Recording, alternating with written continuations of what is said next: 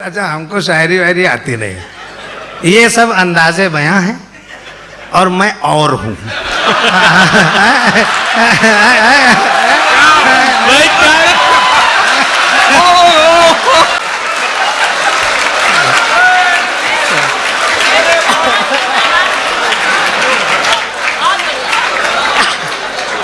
नहीं, भगवान कसम झूठ आज तक नहीं बोला, कभी कभी झूठ बोला ही नहीं। जब हमारे पूर्व मंत्री साहब और विधान परिषद के अध्यक्ष यहाँ बैठे हो तो मुझे झूठ बोलने की क्या जरूरत है?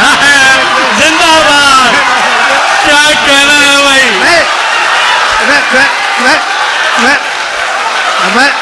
नहीं, सर्वेश भाई जिंदाबाद। क्या बात है भाई, वाह वाह। नहीं, जिंदाबाद सर्वेश भाई। हिना जी पढ़ रही थी, बहुत बढ़िया बढ़िया पढ़ा उन्होंने कि दूसरी मोहब्बत हो सकती है। मैं ये नहीं समझ पाया, अब इस बात पे आप ताली बजाना, मैं ये नहीं समझ पाया कि हिना अपनी दूसरी मोहब्बत की बात कर रहे हैं कि हस्बैंड की दूसरी मोहब्बत की बात कर रहे हैं। ये मैं नहीं समझ पाया, बिल्कुल भगवान कसम नहीं समझ पाया, एकदम नहीं समझ पाया। कि यहाँ मेरे साढ़ू साहब रहते हैं। अच्छा, साढ़ू आप जानते हैं किसे कहते हैं? दो आदमी एक ही कंपनी के द्वारा ठगे जाते हैं जो, उनको साढ़ू कहते हैं। क्या बात है। नाकाम मोहब्बत का हर एक दुख सहना, नाकाम मोहब्बत का हर एक दुख सहना, हर हाल में अंजाम से डरते रहना। नाकाम मोहब्बत का हर एक दुख सहना, हर हाल में अंजाम से डरते रहना।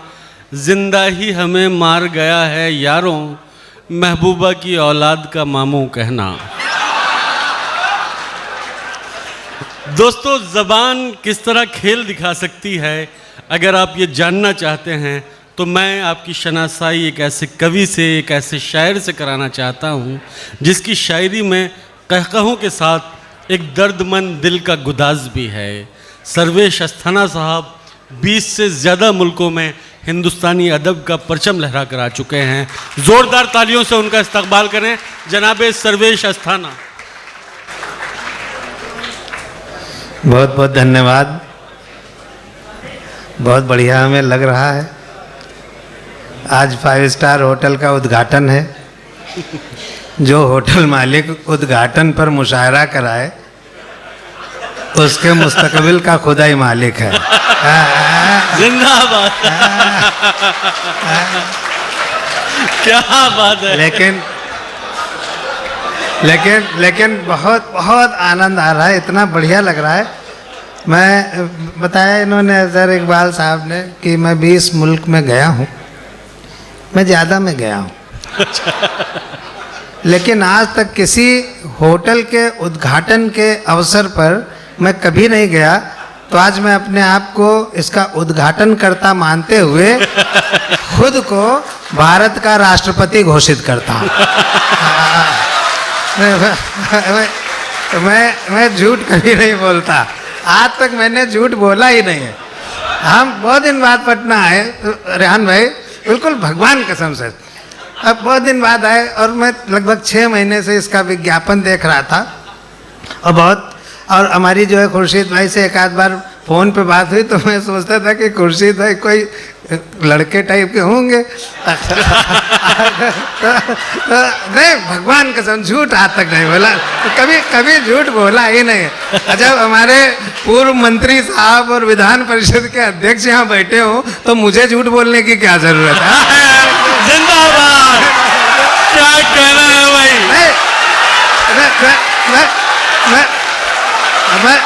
नहीं, सर्वेश भाई जिंदाबाद। क्या बात है भाई, वाह वाह। जिंदाबाद सर्वेश भाई। नहीं, मैं वो नहीं कह रहा हूँ जो आप लोग समझ रहे हैं। मैं भगवान कसम मैं वो नहीं कह रहा हूँ, मैं वो नहीं कह रहा हूँ। एक्चुअली क्या होता है कि जैसे लिखने चलो, हालांकि कह मैं वही रहा हूँ जो आप समझ रहे हैं, लेकिन क्या होता है कि जैसे कुछ हम लिखने चलते हैं तो कोई चीज़ बोल्ड करनी हो, उसके बगल का लफ्ज़ बोल्ड हो जाए, मैं ये कहना चाह रहा था कि मुझे झूठ बोलने की क्या जरूरत, मैं ये कहना चाह रहा था, लेकिन वो दूसरे पर बोल्ड हो गया तो हम क्या करें।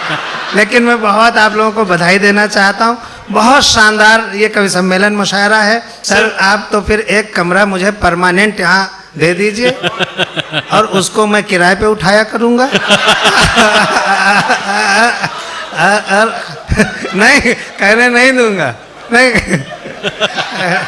देखिए ये है, ऐसे कबूल वबूल सब करते हैं लेकिन फिर मना कर देते हैं। ऐसे जैसे हम शादी में 7 फेरे लेते हैं तो 7 शर्तें कबूल करते हैं, पालन एक का भी नहीं करते हैं, आज तक नहीं किया। हिना जी पढ़ रही थी, बहुत बढ़िया बढ़िया पढ़ा उन्होंने कि दूसरी मोहब्बत हो सकती है। मैं ये नहीं समझ पाया, अब इस बात पे आप ताली बजाना, मैं ये नहीं समझ पाया कि हिना अपनी दूसरी मोहब्बत की बात कर रहे हैं कि हस्बैंड की दूसरी मोहब्बत की बात कर रहे हैं। ये मैं नहीं समझ पाया, बिल्कुल भगवान कसम नहीं समझ पाया, एकदम नहीं समझ पाया। लेकिन चूंकि वो सुना रही थी, वो ताली बजा रहे थे, तो आप हिंदुस्तान की जनता की तरह कंफ्यूजन में ही रहिए, वही आपकी जैसे क्या बतलाऊं इस धरती पर कैसा लगता है। बहुत अच्छा लगता है जब कवि सम्मेलन मुशायरा एक साथ होता है। मैं ईमानदारी से कह रहा हूं, मुझे इससे अच्छा आयोजन कोई नहीं लगता जब दोनों एक साथ होते हैं। क्या बात, क्या बतलाऊं इस धरती पर कैसा लगता है, इस मिट्टी का जर्रा जर्रा अपना लगता है। मैंने जो वीडियो भेजा था, मैंने बताया था कि पटना से मेरा एक नाता है, मैं वो बताऊंगा, तो मैं वो बता दूं कि यहाँ मेरे साढ़ू साहब रहते हैं। अच्छा, साढ़ू आप जानते हैं किसे कहते हैं? 2 आदमी एक ही कंपनी के द्वारा ठगे जाते हैं, जो उनको साढ़ू कहते हैं। क्या बात है। नहीं ये सर, जो लोग ठगे गए हो ताली बजा दें एक बार। सारे ठगे गए। अच्छा, रेहान भाई खुद ताली बजा रहे हैं, बताइए। मैं बहुत मुझे बड़ी घबराहट हो रही थी, इतने बड़े बड़े शायर। अच्छा, हमको शायरी वायरी आती नहीं, ये सब अंदाजे बयां हैं और मैं और हूँ।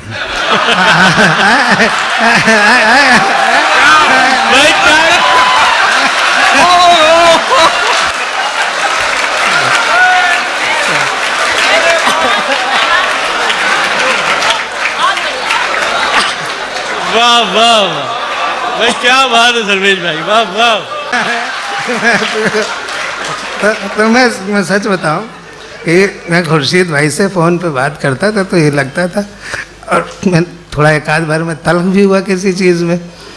जब मैंने यहाँ इनको देखा तो मैं इनके सामने पड़ा ही नहीं। हम इतना डर गए इनको देख कर, नहीं यार ये तो आदमी है। बहुत डर गए, बहुत डर गए, बहुत डर गए। तो सर मैं आया आज, मैं बस 2-4 मिनट बस आपसे शायरी वायरी इन लोगों से सुन लीजिएगा, सुना देंगे बढ़िया।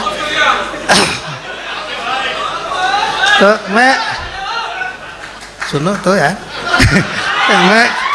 मैं पटना एयरपोर्ट पे उतरा तो खुर्शीद भाई ने गाड़ी भेजी, हमसे कह रहे थे कि आपको गाड़ी लेने आएगी, आप चिंता मत करिएगा। गाड़ी लेने आई, बढ़िया गाड़ी मुझे लेने आई, मैं लिया गया। हाँ, नहीं बिल्कुल भगवान कसम सच्ची, झूठ आज तक बोला ही नहीं, कभी नहीं, कभी नहीं, बिल्कुल। मैं गाड़ी में बैठा, जो मुझे रिसीव करने आए थे ड्राइवर साहब, उन्होंने मुझे बिठाया। अब मुझे से पूछ रहे हैं कहाँ चलना है। अब मेरी हालत खराब हो गई, मैं समझ नहीं पा रहा था कि मुझे रिसीव किया जा रहा है, क्या किया जा रहा है। तो मैं बड़ा परेशान हुआ। फिर मैंने खुर्शीद भाई को फ़ोन किया, हमने कहा कहाँ आना है, तो सिग्नल थोड़ा काम कर रहा था, थोड़ा नहीं कर रहा था। तो खुर्शीद भाई ने कहा होटल रॉयल बिहार आना है। ठीक है, ड्राइवर को भी नहीं पता। हमने कहा भैया तुमको भेजा गया है, तुम हो क्या? बोला मैंने आज ही सवेरे ड्राइवरी ज्वाइन की। आपने आज ही ज्वाइन की? रहने वाले कहाँ के हो? बोला मैं रहने वाला प्रतापगढ़ का हूँ। मतलब अब यहाँ के बारे में उसको कुछ पता नहीं। रायल विहार होटल नया नया बना, उसको बिल्कुल नहीं पता। मैंने रेहान भाई को फ़ोन किया कि रेहान भाई ये रायल विहार होटल है कहाँ? तो इन्होंने कुछ समझाया, ये भी लखनऊ के रहने वाले, इनको भी यहाँ का खास नहीं पता था। तो कुछ ऐसे इन्होंने उल्टा सीधा में बताया। अब समझ में ना आया, ड्राइवर चलता जा रहा, पटना ख़त्म नहीं हो रहा चलता जा रहा। फिर हमने फिर खुर्शीद भाई को फ़ोन किया। हमने कहा खुर्शीद साहब ये रायल विहार होटल है कहाँ? अब जो खुर्शीद भाई ने जो PLF के करता धरता है, उन्होंने जो मुझे राय दी है, उस राय पे आप ताली बजा देना, आनंद आ जाएगा। हमने कहा खुर्शीद भाई ये रायल विहार होटल है कहाँ? बोले अस्थाना साहब किसी जिम्मेदार आदमी से पूछ लीजिए। अब सर मैं डॉक्टर साहब आप ये बताइए। क्या बात है भाई, वाह वाह। अब मैं भैया सबीना जी, आप तो साथ ही में थी, ये साथ ही में थे, सबीना जी उसी गाड़ी में थी। ये हम जो है इन्होंने कहा किसी आदमी से पूछ लो। अच्छा अब हम जिम्मेदार आदमी ढूंढने लगे। हम अध्यक्ष महोदय जिम्मेदार आदमी तो बहुत दिख रहे थे, जिम्मेदार कोई दिख ही नहीं रहा था। अरे बड़े परेशान। तब तक एक पुलिस के भाई दिखे। हमने कहा ये जिम्मेदार होंगे। भाई हमारे यहाँ उत्तर प्रदेश में चाहे चोरी हो, चाहे डकैती हो, चाहे रेहान भाई की जेब काटी जाए, कुछ हो, सारी जिम्मेदारी पुलिस की होती है। मतलब पुलिस वाले करते नहीं हैं, वो खुद नहीं करते हैं। जो लोग करते हैं पुलिस वाले उनके साथ करते हैं। तो अब हर एक चीज़ का और सच्ची घटना बता रहा हूँ। तो पुलिस के भाई खड़े थे, हमने गाड़ी रुकवाई और शीशा नीचे करके हम कहा भाई साहब ये रायल विहार होटल किधर है? वो हमको देखते रहे और चल दिए। बोले किसी आदमी से पूछ लो।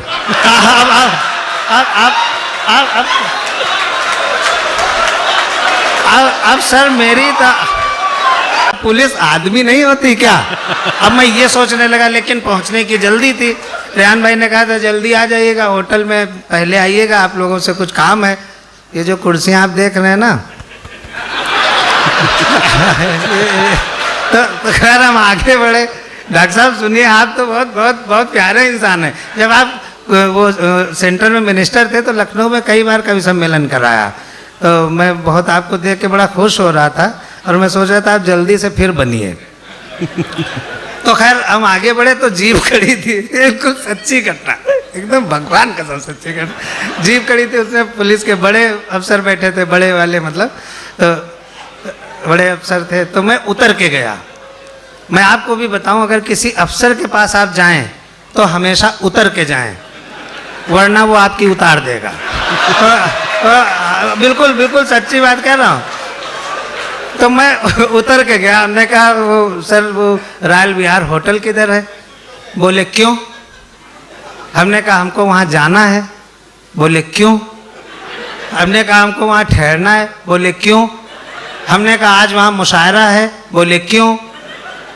हम समझ गए ये बड़ा अफसर है।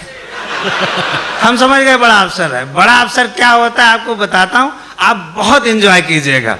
बड़ा अफसर वही होता है जिसको ये न पता हो कि हमारे शहर में कब क्यों और क्या हो रहा है, वही बड़ा अफसर होता है। तो हमने कहा भाई साहब वो मुशायरा है। तो उन्होंने कहा क्यों? अच्छा ये हमको भी नहीं पता क्यों, ये क्यों हो रहा है हमको भी नहीं पता है, और ये रेहान भाई को भी नहीं पता क्यों हो रहा है, और खुर्शीद साहब को तो पता ही नहीं है। रेहान भाई ने इनसे कहा होना है, बोले होना है। तो ये है। तो लेकिन मैंने कहा कि भाई मैं कवि हूँ, शायर हूँ, मुझे वहाँ जाना है। बिल्कुल सच्ची घटना बता रहा हूँ, लगभग 11:30 पौने 12 बजे की। हमने कहा हमको वहाँ जाना है, मैं कवि हूँ। तो उन्होंने हमको देखा, बोले तुम कवि हो? देखने में तो आतंकवादी लगते हो।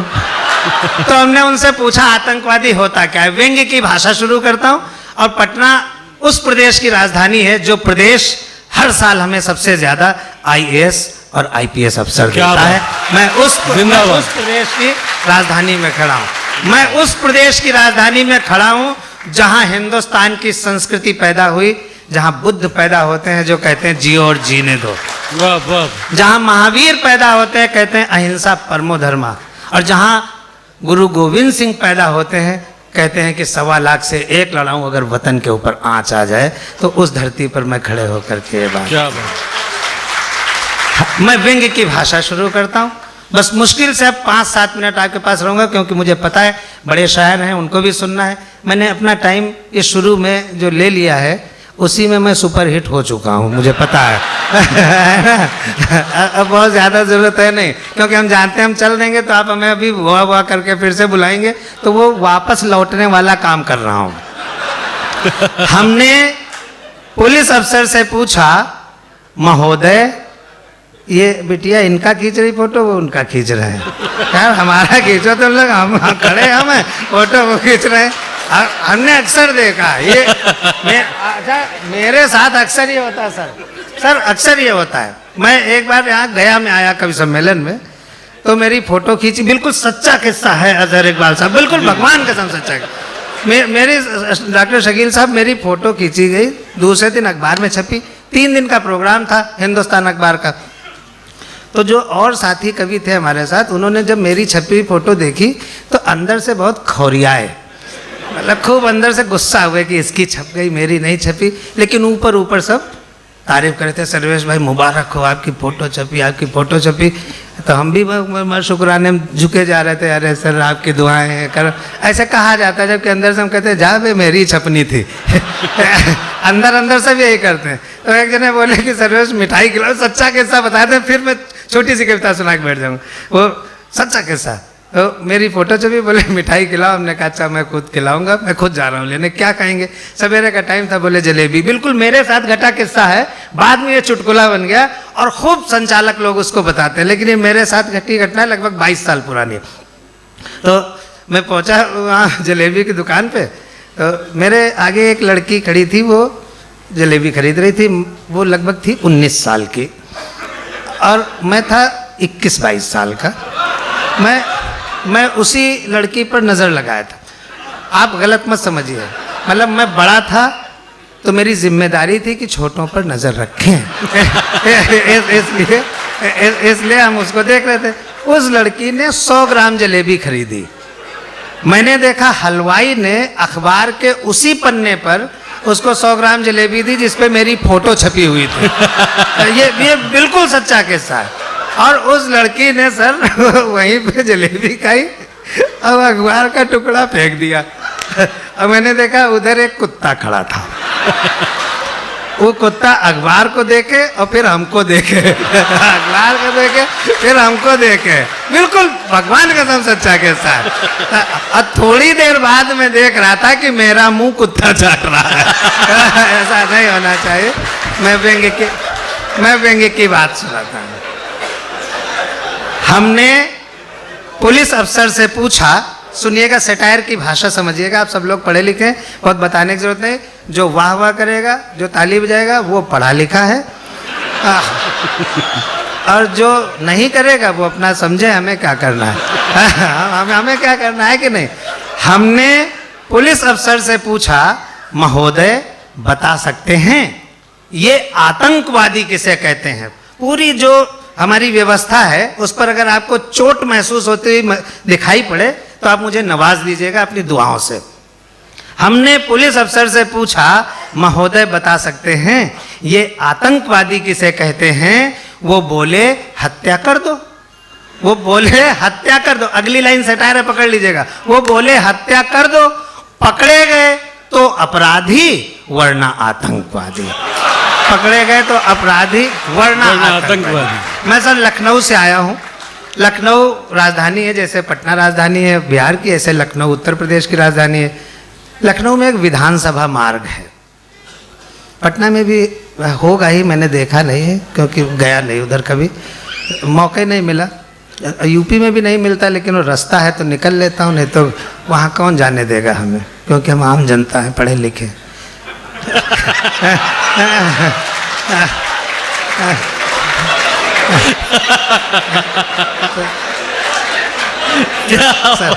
तो मैं लखनऊ में, सर्वेश भाई ये हिम्मत एक शायर ही कर सकता है। तो लखनऊ में विधानसभा मार्ग है। अभी हमारे यहाँ जो यूपी इलेक्शन हुआ उसके 1-1.5 महीने पहले मैं उधर से गुजर रहा था, तो मेरी मुलाकात हो जाती, कभी कोई नेता मिल गया, कोई मंत्री मिल गया, कोई डॉक्टर मिल गया, कोई कवि शायर मिल गया। उस दिन मैं गुजर रहा था तो वहाँ पर मुझे एक गिरगिट मिला।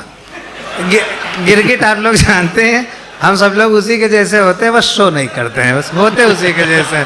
तो गिरगिट मिला, मैंने गिरगिट से छोटी सी बात की, नहीं ये भगवान का सब सच्चा है, नहीं बिल्कुल सच है। तो गिरगिट से हमने छोटी सी बात की। लखनऊ के विधानसभा मार्ग पर अगर इसको बड़ा सेटायर करना है, इसका वसी करना है इसका फलक, तो आइए इसको कहते हैं दिल्ली के राजपथ पर, तो ज्यादा बड़ा हो जाएगा, बस और कुछ नहीं। दिल्ली के राजपथ पर इधर से उधर और उधर से इधर और फिर इधर से उधर जा रहे गिरगिट नरेश से हमने पूछा, नरेश माने राजा, गिरगिटों का राजा, जुड़े रहिएगा, अंतिम पंक्ति पे ठहाके ताली जो मनो कीजिएगा। गिरगिट नरेश से हमने पूछा, गिरगिट जी बता सकते हैं अपने और दल बदलू नेता के बीच आपसी संबंध को तुलनात्मक रूप से समझा सकते हैं? तुलनात्मक मतलब the comparative study between the two. अपने सर बिल्कुल सही है, अंग्रेजी ठीक बोली ना?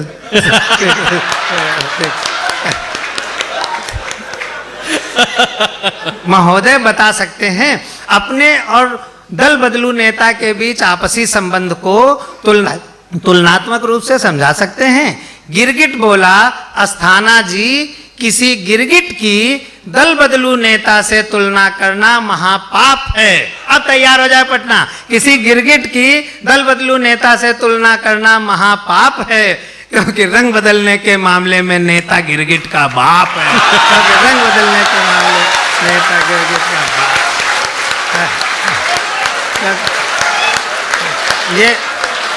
ये क्या बात है सुनील भाई, वाह वाह। देखिए सर, मैं हाथ जोड़कर भगवान कसम खाकर कह रहा हूँ, ये सब मैं उत्तर प्रदेश के नेताओं के लिए कह रहा हूँ। मेरा नहीं, भगवान कसम, भगवान कसम। एक क्षण का और सुनिएगा, एक क्षण का और सुनिएगा। हम अपने मित्र दरोगा जी के घर गए। मैं एक बात बता दूं, पढ़ा लिखा व्यक्ति हूँ, आप सब लोग भी पढ़े लिखे। ये जो नेता है, पुलिस है, इंजीनियर है, डॉक्टर है, इन्हीं पर व्यंग्य क्यों किया जाता है, सेटायर इन पर क्यों किया जाता है? क्योंकि ये सोसाइटी को गवर्न करते हैं। जिनके पीछे सोसाइटी चलती है उन्हीं पर सेटायर किया जा सकता है। क्या बात है। किसी मजदूर पर कभी कोई व्यंग्य नहीं हो सकता, किसी किसान पर कोई सेटायर नहीं हो सकता, किसी रिक्शे वाले पर कोई सेटायर नहीं हो सकता। तो जो इस तरह के बड़े लोग यहाँ बैठे हैं, अगर व्यंग्य उनके ऊपर लागू होता है तो अपने को सुधारें। नहीं, ये मैं गंभीरता से बात कर रहा हूँ, बहैसियत एक कवि। अगर उनके ऊपर लागू होता है तो अपने को सुधारें, अगर नहीं लागू होता है तो खूब मस्ती लेकर ठहाके लगाएं और उन लोगों को देखें जो ऐसा करते हैं। ये क्या बात है। तो हम अपने मित्र दरोगा जी के घर गए, देखा दरोगा जी मर गए। बदली हुई परिस्थिति, इससे अच्छा व्यंग्य मैं आज तक कर नहीं पाया हूं। यह इंट्रास्पेक्शन का व्यंग्य है, अंतर अवलोकन का ये व्यंग्य है। आप सुनिएगा, भगवान कसम वाला अब पार्ट निकल गया, अब आपकी कसम। हम अपने मित्र दरोगा जी के घर गए, देखा दरोगा जी मर गए। हमने उनकी पत्नी से पूछा, भाभी जी दरोगा जी कैसे मर गए? क्या रस्सी से लटक कर आत्महत्या कर गए, या फिर कोई जहर पिया था, अथवा कोई एसिड लिया था, या फिर कोई जहरीला पाउडर फांका था? जुड़ना, कोई जहर पिया था, कोई जहर पिया था, अथवा कोई एसिड लिया था, या फिर कोई जहरीला पाउडर फांका था। वो बोली, भाई साहब ना ही ये रस्सी से लटक कर मरे हैं, ना ही कोई जहर पिया था, ना ही कोई एसिड लिया था, ना ही कोई जहरीला पाउडर फांका था, लेकिन लाख मना करने के बावजूद कल शाम अपने गिरेबान में झांका था।